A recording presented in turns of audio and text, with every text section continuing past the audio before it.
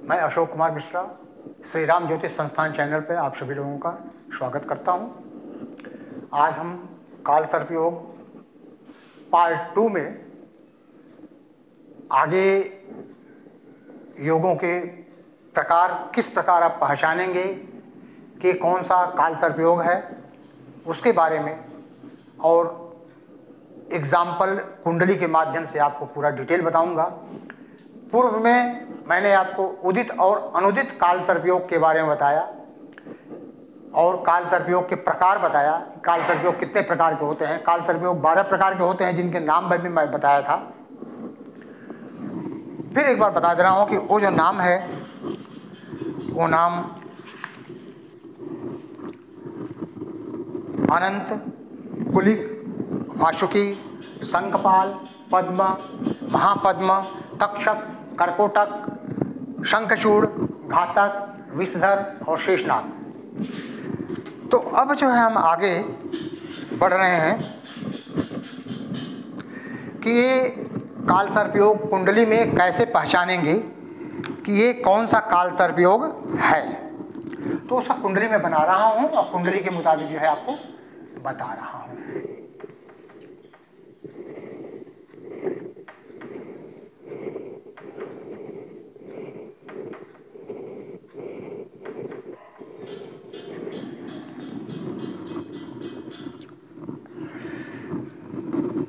पहला अनंत। अनंत काल सर्प योग है कि इनके लग्न से लेकर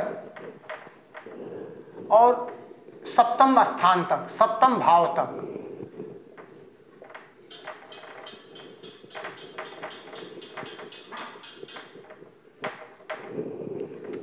ऐसे इसमें सभी ग्रह अगर विद्यमान हों तो ये अनंत काल सर्प योग बनता है। अनंत काल सर्प योग।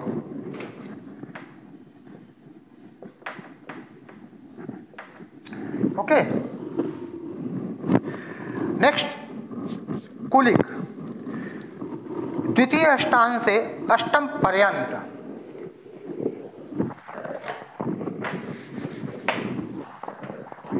द्वितीय स्थान, मान लीजिए कि राहु यहां पर है और केतु यहां पर है,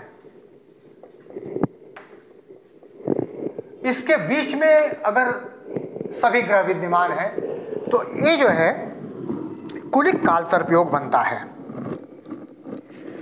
अनंत काल सर्प योग जो है गृहस्थ जीवन पे प्रभाव डालता है, वैवाहिक जीवन को ग्रसित करता है, परिवार में मतलब विघटन उत्पन्न करता है और निरंतर संघर्ष करना पड़ता है। जबकि कुलिक काल सर्प योग में जो है विशेषकर धन की बहुत किल्लत होती है, आर्थिक विपन्नता और एक एक पैसे के लिए जो है मोहताज होना पड़ता है, पैसा टिकता नहीं है, खासकर जो है रोग में जो है पैसे ज़्यादा नुकसान हो जाता है और मस्तिष्क जो है गर्म रहता है। वासुकी काल सर्प योग ऐसा है कि इन केस अगर राहु यहाँ न रह करके तृतीय भाव में रहे और ये नवम भाव में केतु और इसके बीच में अगर सभी ग्रह रहें तो ये जो है वासुकी काल सर्प योग होता है। इसमें भाग्य आपका साथ नहीं देता है और बदनामी लगी रहती है, बदनामी, कलंक ये सब लगा रहता है। तो ये वासुकी हो गया। उसके बाद नेक्स्ट जो है आपका शंखपाल काल सर्प योग।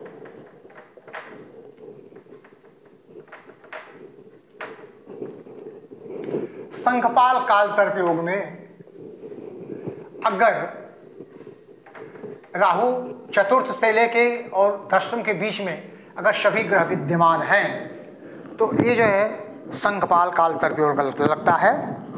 और इसमें जो है चूंकि राहु चतुर्थ भाव माता का स्थान है, इसलिए माता और इधर दसम भाव पिता का स्थान, इसलिए माता और पिता दोनों को इससे इस समय काफ़ी तकलीफ होता है, उनका स्वास्थ्य में दिक्कत होती है और सुख में बाधा उत्पन्न होती है। इसी प्रकार नेक्स्ट आपका पद्म काल सर्प योग है। पंचम स्थान से लेकर के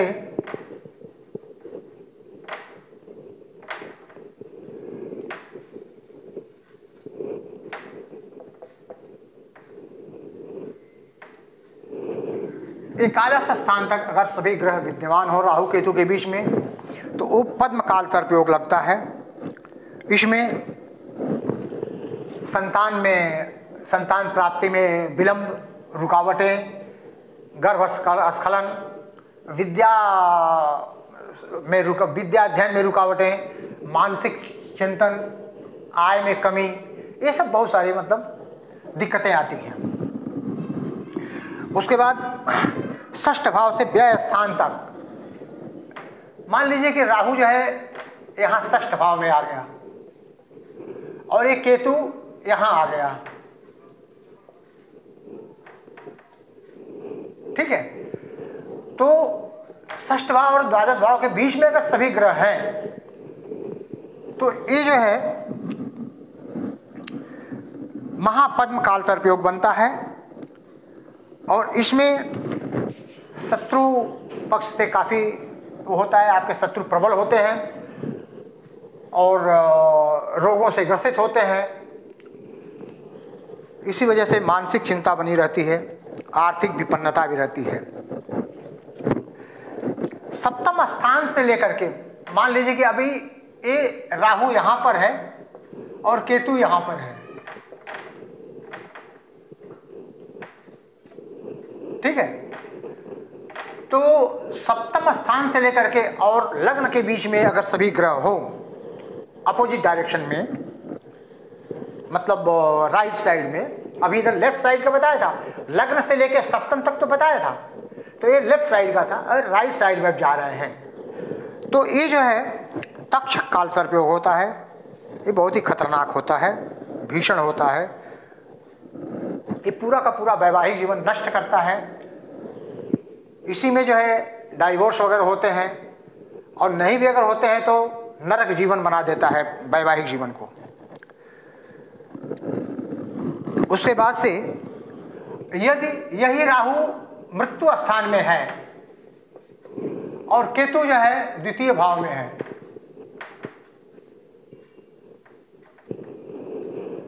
तो ये क्या बनता है, कर्कोटक काल सर्प योग बनता है। और इसमें जो है दुर्घटना वगैरह बहुत होती है, वाणी पर नियंत्रण नहीं रहता है और परिश्रम करते हैं लेकिन उसका फल नहीं मिलता है। अब यही राहु नवम भाव में रहे और केतु जो है तृतीय भाव में रहे, तो ये जो है शंखचूर्ण नामक काल सर्प योग बनता है। इसमें आपका भाग्य जो है पूरा चौपट हो जाता है, भाग्य साथ नहीं देता है, व्यवसाय में दिक्कत आती है, नौकरी में दिक्कत आती है, आय मिलता नहीं है, पैसे की बर्बादी होती है, सुख नहीं मिलता है, तमाम परेशानियां होती हैं। दसम स्थान से चतुर्थ स्थान में अगर राहु केतु के बीच में सभी ग्रह हों तो क्या होता है, दसम और चतुर्थ के बीच में अगर हो तो घातक नामक काल सर्प योग होता है, बहुत ही खतरनाक होता है। इसमें व्यापार चौपट हो जाता है। नौकरी में अगर आप हैं तो सरकारी या प्राइवेट जो अपने अधिकारी होते हैं उनसे अनबन होता है या झगड़े होते हैं और नौकरी छूटने का मतलब स्टेबिलिटी नहीं रहता है।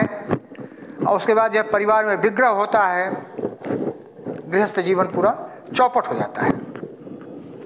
अब यदि राहु एकादश भाव में हो और केतु पंचम भाव में हो तो क्या होता है, या कौन सा काल सर्प योग लगता है, तो ये विषधर काल सर्प योग होता है। इसमें जो है चूंकि पंचम स्थान स्मरण शक्ति का है, उच्च शिक्षा का है या संतान का है, एकादश स्थान दादा दादी नाना नानी से मतलब या आय भी देखते हैं, तो इसमें जो है इन सब लोगों को परेशानी होती है, आय का स्रोत बंद हो जाता है और इधर विद्या अध्ययन में मानसिक परेशानी होने की वजह से मन नहीं लगता है और चिंता बनी रहती है। तो विषधर काल सर्पयोग में दुर्योग है। उसके बाद से अब एक बचता है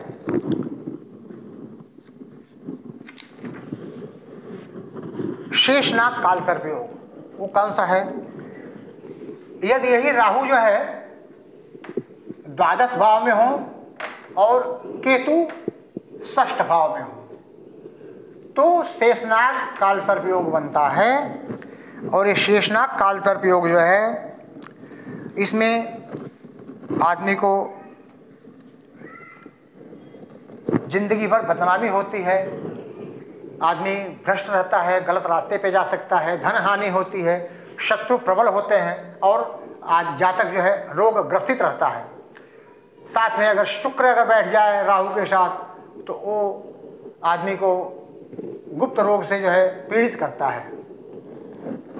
तो ये सब जो है आपको मैं 12 प्रकार के काल सर्पयोग कैसे कैसे बनते हैं कुंडली के माध्यम से उसको मैं बताया आपको। अब मैं आगे बढ़ता हूँ। कुछ कुंडली पे हम अध्ययन करते हैं।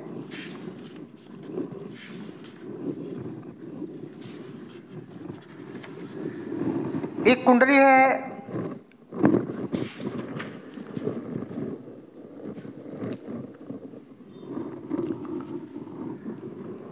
नब्बे के दशक में एक शेयर मार्केट में हर्षद मेहता नाम का जो है एक शेयर ब्रोकर था जिसका पैदाइश मतलब मुंबई में ही हुआ था। वो एक अत्यंत गरीब परिवार में पैदा हुआ था, झोपड़पट्टी में पैदा हुआ था, लेकिन घाटकोपर मुंबई में उसका डेट ऑफ बर्थ 29/7/1954 है।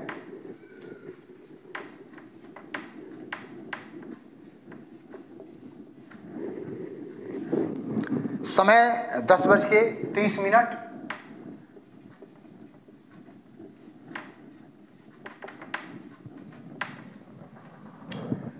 मुंबई।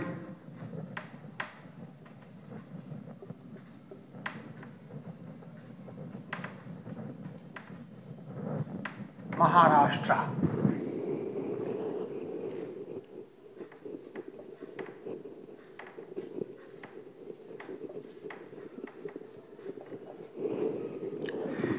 उनका कुंडली कन्या लग्न की कुंडली है।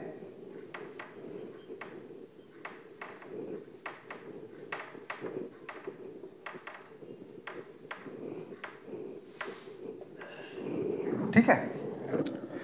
लग्न में कोई ग्रह नहीं है, द्वितीय भाव में शनि है, चतुर्थ भाव में राहु मंगल है। द्वितीय भाव तुला राशि में शनि है, यहाँ पर राहु और मंगल है। चतुर्थ भाव में, दशम भाव में बुध, गुरु और केतु है।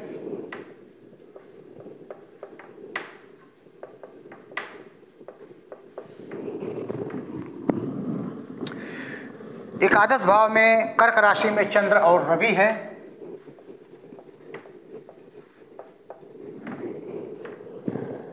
और व्यय भाव में सिंह राशि में शुक्र है।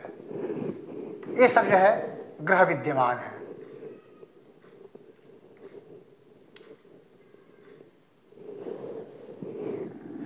मतलब अब एक किस टाइप का काल सर्पयोग हो गया?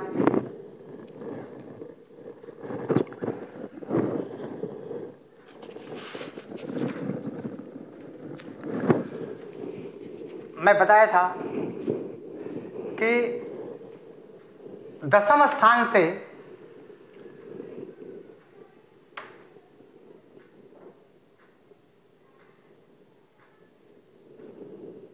और चतुर्थ स्थान के बीच में जो काल सर्पयोग है वह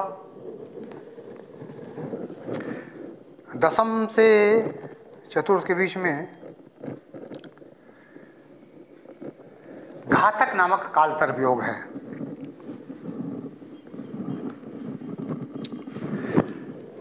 अब इसमें जो है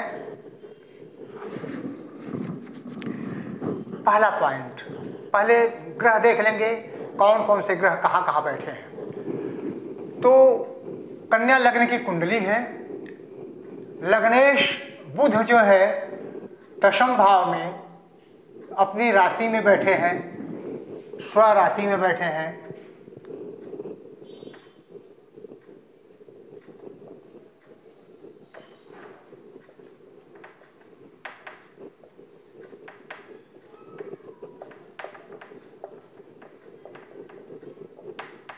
स्व राशि में द्वितीयेश यानी धनेश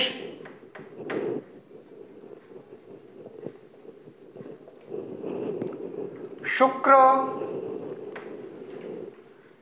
नहीं धनेश नहीं,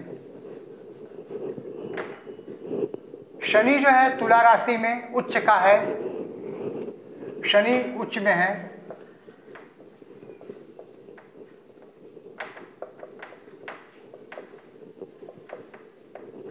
तुला राशि में उच्च में द्वितीय स्थान पे है, मतलब धन भाव में है। इधर जो है राहु की दृष्टि दशम भाव में मिथुन राशि पे पड़ रही है, मतलब राहु उच्च का दृष्टि पड़ रहा है, राहु की दृष्टि अपनी उच्च राशि पे पड़ रही है और बृहस्पति की दृष्टि अपने राशि पे पड़ रही है, धनु राशि पे पड़ रही है। मतलब चतुर्थ भाव का संयोग बेहतर है, बहुत बढ़िया है। मंगल राहु के साथ मंगल जो है ये बन रहा अंगारक योग, लेकिन मंगल जो अपने मित्र राशि में बैठा हुआ है। इधर देखिए यहां पर जो है चंद्रमा अपनी स्व राशि में बैठा हुआ है, ठीक है। द्वादश भाव में शुक्र जो है एक ऐसा ग्रह है, एकमात्र ऐसा ग्रह है, बाकी सभी ग्रह अशुभ फल देते हैं, लेकिन द्वादश भाव में शुक्र जो है भयंकर शुभ फल देता है, लेकिन वो फल अनैतिक, जैसे आदमी को लंपट बनाता है, आदमी को व्यभिचारी बनाता है, आदमी को भोग विलासता से युक्त बनाता है, लेकिन अनाचार टाइप का, भ्रष्टाचार टाइप का पैसे कमाने का ये योग बनाता है। तो द्वादश भाव में शुक्र जो है आदमी को तकलीफ देता है तो दूसरे तरीके से देता है, मतलब अनैतिक तरीके से कमाता है और उसी में वो अपने को सुख और दुख महसूस करता है। तो एक तरह से देखा जाए तो द्वादश भाव में शुक्र भी इनका ठीक है। अब इसमें ये देखिए कि शनि की दृष्टि कहां कहां पड़ रही है, 1 2 3 चतुर्थ भाव में शनि की दृष्टि पड़ रही है, 4 5 6 7 अष्टम भाव में पड़ रही है और 8 9 10 एकादश भाव में पड़ रही है।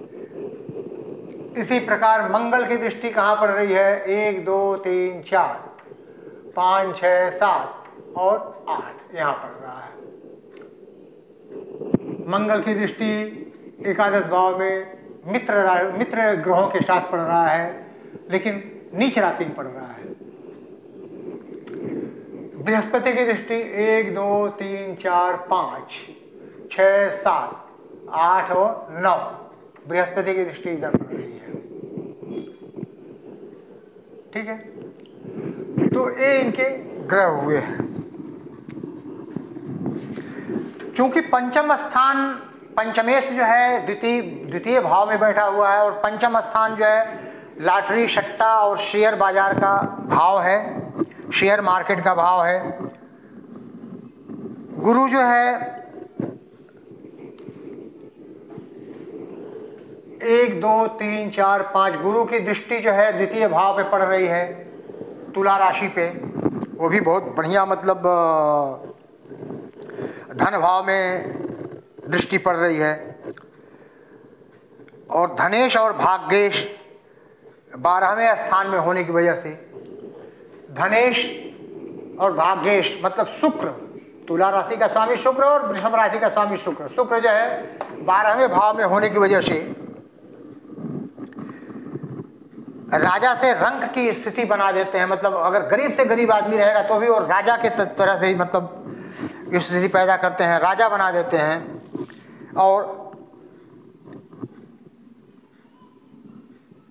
और शुक्र जो है अकूत संपत्ति का प्रतिनिधित्व करता है द्वादश भाव में, मतलब अफलातून अकूत संपत्ति अर्जित कराता है। तो कुंडली के दूसरे, पांचवें, 9वें और 11वें भाव में, दूसरे, पांचवें, 9वें और 11वें भाव में ये सब जो है शुभ है। मतलब पंचमेश शनि द्वितीय भाव में उच्च राशि में बैठा है, ये द्वितीयेश और नवमेश जो है यहाँ द्वादश में बैठा है, और इधर जो है चंद्रमा जो है एकादश भाव में कर्क राशि में बैठा हुआ है। तो ये सब जो है शुभ योग है। और चंद्र और शुक्र का जो है यहाँ पंचम स्थान पे दृष्टि भी है, बहुत बड़ा शुभ योग है।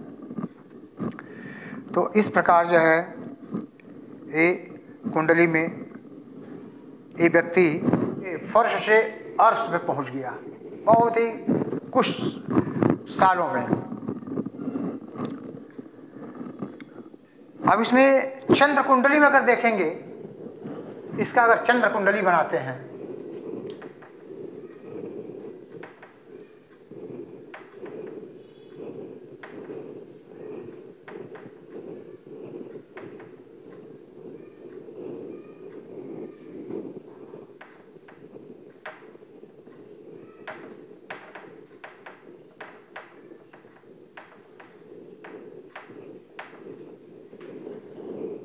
ठीक है, यहाँ सूर्य, चंद्र,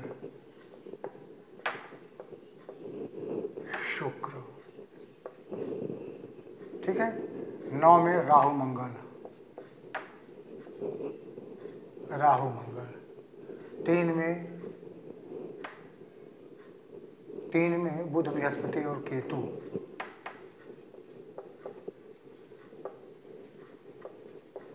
ठीक है। इसके हिसाब से देखेंगे तो द्वादशेश जो है द्वितीयेश और नवमेश शुक्र जो है जब लग्न में द्वादश में बैठे हैं, वही चंद्र कुंडली में धन भाव में आके बैठ गए हैं, ठीक है।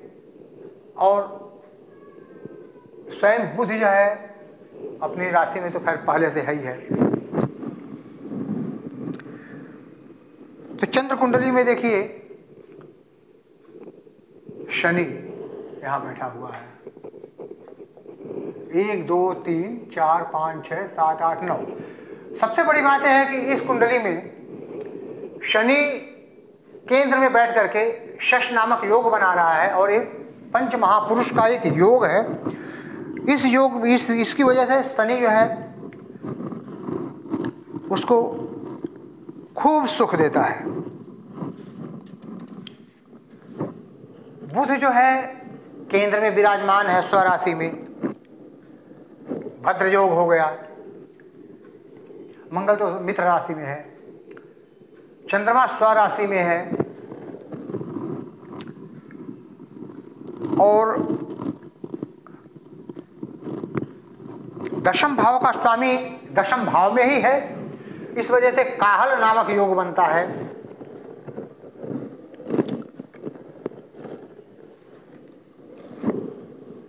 चंद्रमा के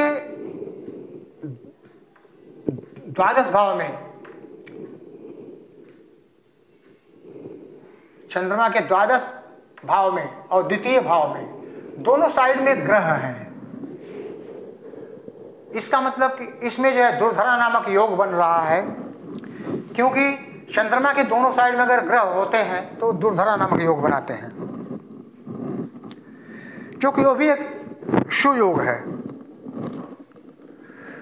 बुध जो है बुद्धि के दाता हैं, तो गुरु ज्ञान के दाता है, और दोनों जो है एक साथ व्यवसाय भाव में मतलब दशम भाव में बैठे हुए हैं। और ये इसी वजह से शेयर मार्केट में इस आदमी को मतलब हर्षद मेहता को मास्टरमाइंड कहा जाता था शेयर के मामले में, क्योंकि स्वयं बुध अपनी राशि में बैठे हैं और उनके साथ बृहस्पति भी बैठे हुए हैं।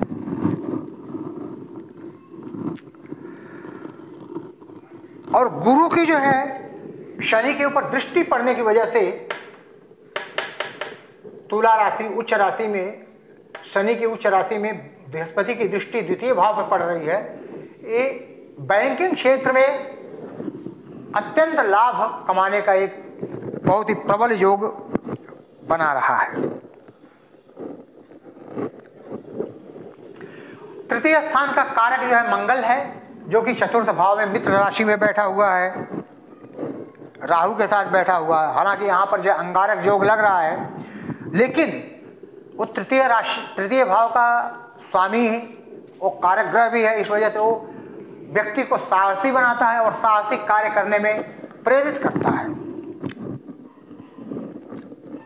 और इस साहसिक कार्य में राहु बैठ गया है, तो राहु अनैतिक कार्य में उसको मदद करता है, अनैतिक तरीके से पैसे कमाने में उसको जो है भरपूर मदद करता है, सहायता करता है। तो ये तो हमने राहु हर्षद मेहता की कुंडली में सुयोग देखे। अब थोड़ा दुर्योग पे भी विचार कर लेते हैं कि सुयोग की वजह से वो तो मतलब ऊंचाइयों को, बुलंदियों पर चढ़ा, शिखर पे चढ़ा, लेकिन धड़ाम से नीचे भी गिर पड़ा। किस कारण गिर पड़ा, तो उसके बुरे प्रभाव पर भी देख लेते हैं, बुरे ग्रह क्या हैं वो देख लेते हैं। चंद्र कुंडली में राहु और मंगल षष्ठ भाव में बैठे हुए हैं। इधर बुध और गुरु और केतु, तो बुध और गुरु जो है व्यय भाव में बैठे हुए हैं। यहाँ पर जो आपको पराक्रम साहस प्रदान करेगा और जो आपको ज्ञान देगा, जो आपको बुद्धि देगा, ये दोनों जो है विपरीत अवस्था में, व्यय भाव में एक बैठा है, एक षष्ठ भाव में बैठा है। ये दुर्योग है, बहुत बड़ा दुर्योग है। अब यहाँ पे देखिए व्ययेश रवि जो है चंद्र के साथ स्वराशि में चंद्रमा के साथ यहाँ बैठा हुआ है, और ये रवि के साथ होने की वजह से चंद्रमा अस्त होके करके अमावस्या का चंद्रमा हो गया। मतलब चंद्रमा धूमिल हो गया है, कंप्लीटली धूमिल हो गया है। मतलब एक तरह से देखा जाए तो चंद्र भी बिल्कुल कमजोर हो गया। और आपको पुराने वीडियो में मैं आपको बता चुका हूँ कि चंद्र जो है अगर कमजोर हो जाता है तो चंद्र ग्रहों का राजा होने की वजह से वो अकेला सभी ग्रहों से भारी पड़ता है और दुर्योग उत्पन्न करता है। तो इस कुंडली में यही सबसे बड़ा बात है कि चंद्र पूरी तरह से अस्त होने के कारण अपना शुभ फल नहीं दे पा रहा है और ये पूरा तबाह कर रहा है जातक को। और इसी कारण से इसके ऊपर जो है सरकारी महकमे का जो है प्रेशर पड़ा, धरपकड़ चालू हो गया। कर्मेश और पंचमेश, कर्मेश बुध और पंचमेश शनि, ये दोनों जो है अपने अपने स्थान पे अच्छा बैठे हैं। बुध स्व राशि में बैठा है और ये तुला राशि में उच्च में बैठा है। उसके बावजूद भी मंगल छठे स्थान में राहु के साथ और भाग्येश शुक्र जो है व्यय में भाव में बैठने के कारण ये जातक को भोग विलासिता में लीन होने के नाते बुद्धिहीन बना दिया और जातक के ऊपर जो है फिर दुर्योग चालू होने लगा। मतलब वो पतन रास्ते पे जाने लगा। कन्या लग्न में गुरु और मंगल मारक होते हैं लग्न में, और यहाँ पर चतुर्थ भाव में राहु और मंगल की युति, एक तो अंगारक योग है और मंगल की पकड़ में राहु है, और इधर जो है दशम भाव पे इसकी डायरेक्ट दृष्टि भी पड़ रही है। तो ये बहुत बड़ा दुर्योग है। क्योंकि यहाँ पर जो है राहु की दृष्टि पड़ रही है उच्च भाव में अपनी राशि में, तो राहु यहाँ प्रबल हो रहा है। बुध और बृहस्पति के ऊपर जो है मतलब ये प्रेशर दे रहा है, मतलब पूरा बुद्धि भ्रमित कर रहा है, उसके ज्ञान को भ्रमित कर रहा है। तो यहाँ पर उसकी बुद्धि काम नहीं कर रही है, उसमें मतलब कदम कदम पे उसका जो है ये अड़चने आती जा रही है और वो व्यवधान पड़ने की वजह से यानी फंस रहा है। और ये जो है इसमें इस कारण से ये बंदा मतलब ये जातक हर्षद मेहता एक समय था कि गरीब से गरीब परिवार में पैदा होने के बाद फाइनेंस के क्षेत्र में, वित्त के क्षेत्र में, शेयर मार्केट में सबसे ऊंचाई पे गया, लेकिन बिल्कुल नीचे आने में उसको तनिक भी देर न लगी। कुछ सालों के अंदर जो है पूरा बर्बाद हुआ और हार्ट अटैक के कारण उसकी मृत्यु भी हुई।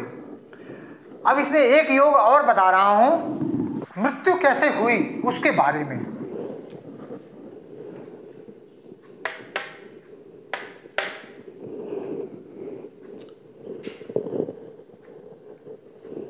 चतुर्थ भाव जो है हार्ट से रिलेटेड है और चतुर्थ भाव में राहु के साथ मंगल मित्र राशि में है, लेकिन फिर भी राहु और मंगल की युति होने के कारण वो जो है अंगारक योग बन रहा है। अंगारक योग किसी भी तरीके से बन सकता है। यहाँ पे राहु मंगल जो है रक्त विकार या रक्त संचार की मतलब ब्लड सर्कुलेशन, ब्लड क्लॉटिंग, इसकी वजह से मतलब वो ब्लड को क्लॉट करता है और जो है रक्त संचार मतलब नहीं हो पाता है, तो इसकी वजह से हार्ट पर प्रेशर पड़ा और वो बंदा जो है मतलब हर्षद मेहता हार्ट अटैक की वजह से उसका जो है उसी वक्त मृत्यु हुई। तो अभी आपको मतलब एक बहुत ही इम्पोर्टेंट कुंडली और बहुत ही चर्चित व्यक्ति का कुंडली आपके समक्ष प्रस्तुत किया। जहाँ तक हमसे हो सका अपने ज्ञान के मुताबिक, अपने ज्ञान के हिसाब से आपको समझाया। आशा है कि आप सब लोग समझ गए होंगे और ज्योतिष के जो जिज्ञासु विद्यार्थी हैं उनके लिए बहुत ही महत्वपूर्ण टॉपिक है। इसको कंप्लीट वीडियो देख करके और उसको समझेंगे।